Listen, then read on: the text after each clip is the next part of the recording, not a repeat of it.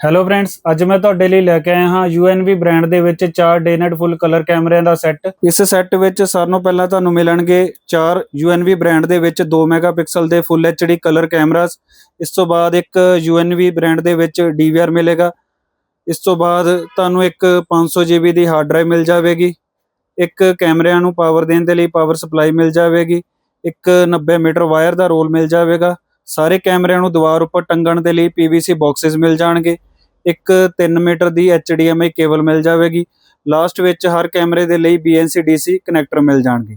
ਚਲੋ ਹੁਣ ਆਪਾਂ ਇਸ ਕੈਮਰੇ ਦੀ ਇਨਸਾਈਡ ਤੇ ਆਊਟਸਾਈਡ ਦੀ ਵੀਡੀਓ ਕੁਆਲਿਟੀ ਨੂੰ ਟੈਸਟ ਕਰਦੇ ਹਾਂ। ਇਹ UNV ਦੇ ਕੈਮਰੇ ਦੀ ਲਾਈਵ ਵੀਡੀਓ ਕੁਆਲਿਟੀ ਆ ਰਹੀ ਹੈ ਇਨਸਾਈਡ ਦੀ। ਇਹ UNV ਕੈਮਰੇ ਦੀ ਆਊਟਸਾਈਡ ਦੀ ਲਾਈਵ ਵੀਡੀਓ ਕੁਆਲਿਟੀ ਆ ਰਹੀ ਹੈ। ਜੇਕਰ ਤੁਸੀਂ ਇਸ ਸੈੱਟ ਨੂੰ ਆਪਣੇ ਘਰ ਮੰਗਵਾਉਣਾ ਚਾਹੁੰਦੇ ਹੋ ਤਾਂ ਸਕਰੀਨ ਤੇ ਦਿੱਤੇ ਗਏ WhatsApp ਨੰਬਰ ਉੱਤੇ ਸੰਪਰਕ ਕਰੋ। ਇਹ ਸੈੱਟ ਤੁਹਾਡੇ ਘਰੇ ਕੋਰੀਅਰ ਸਰਵਿਸ ਦੁਆਰਾ ਪਹੁੰਚਾ ਦਿੱਤਾ ਜਾਵੇਗਾ।